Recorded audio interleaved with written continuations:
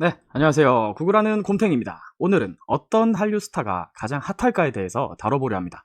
라떼만 해도 핫하다는 기준이 뭐 앨범 판매량, 가요 톱10의 풍선수, 뭐 거리에서 음악이 얼마나 흘러나오냐, 뭐 이 정도였던 것 같은데요.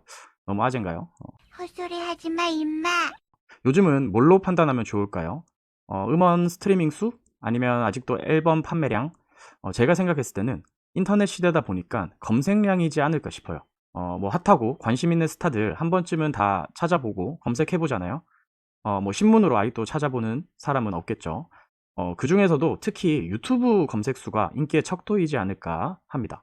그래서 오늘은 구글에서 만든 툴인 구글 트렌드를 이용해서 어떤 한류 스타가 가장 핫한가를 비교해 보려고 합니다. 제가 좋아하는 이런 한류 스타들을 다 이렇게 모아놨습니다.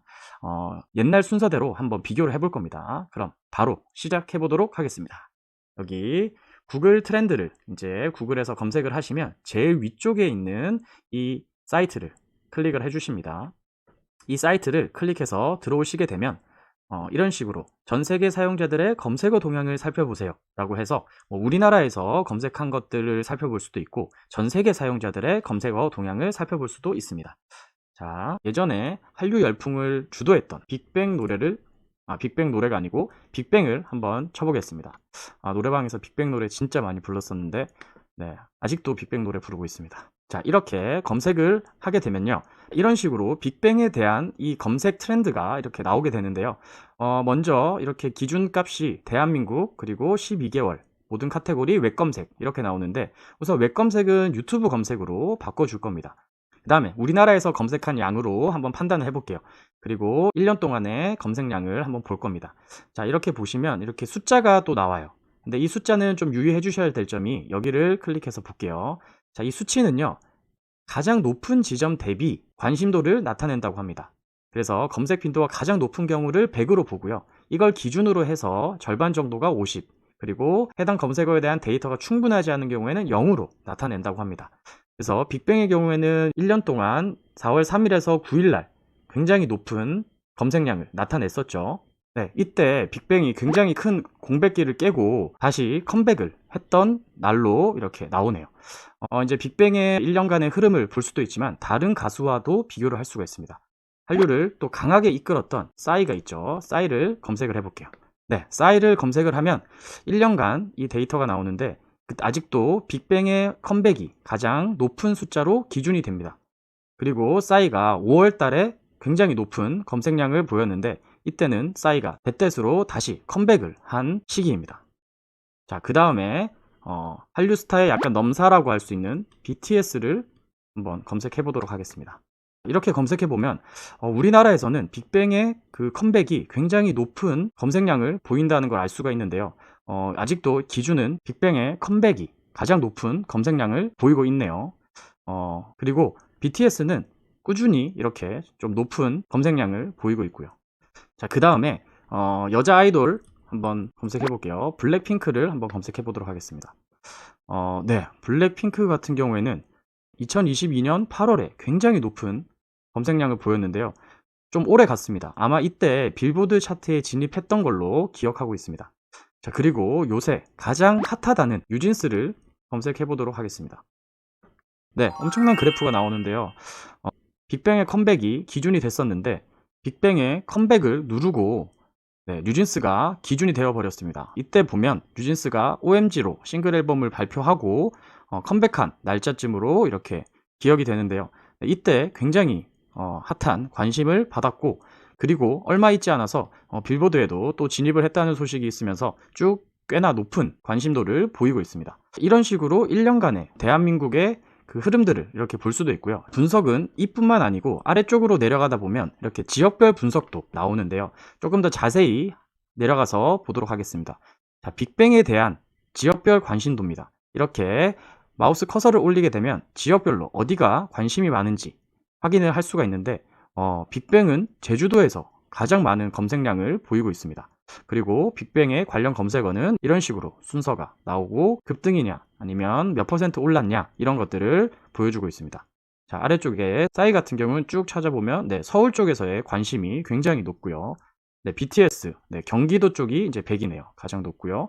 블랙핑크, 마찬가지로 서울 그리고 경기도 쪽에서 굉장히 높습니다. 뉴진스도 서울에서 검색 관심도가 가장 높은 걸로 이렇게 알 수가 있습니다. 이렇게 지난 12개월이 아닌 날짜를 옛날로 한번 가볼게요. 2008년도로 가보도록 하겠습니다. 2008년도부터 현재까지 이 시간 흐름에 따른 관심도 변화를 이렇게 검색하게 되면 정말 아직까지도 깰 수 없는 넘사벽이 하나 있습니다. 싸이가 아직까지 강남스타일로 관심을 받았던 이 벽을 아무도 깨고 있지 못합니다. 물론 이건 우리나라에서의 검색도입니다. 이렇게 보면 빅뱅이 우리나라에서 굉장히 높은 관심을 보이다가 싸이가 이런 식으로 치고 올라갑니다. 그러면서 강남스타일이 나오면서 굉장히 높은 이런 검색량을 보여주고, 그 이후에 빅뱅과 싸이가 이런 식으로 주고받다가 블랙핑크 그리고 또 넘사벽인 방탄이 이렇게 나오면서 블랙핑크와 방탄 그리고 새로운 뉴진스가 이렇게 각축전을 벌이는 것을 알 수 있습니다. 또 굉장히 궁금한 게 있죠.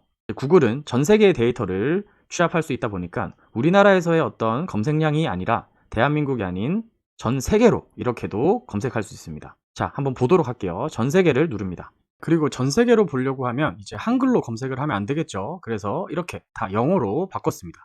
자, 영어로 바꿨더니 역시나 넘사인 게 하나 있습니다.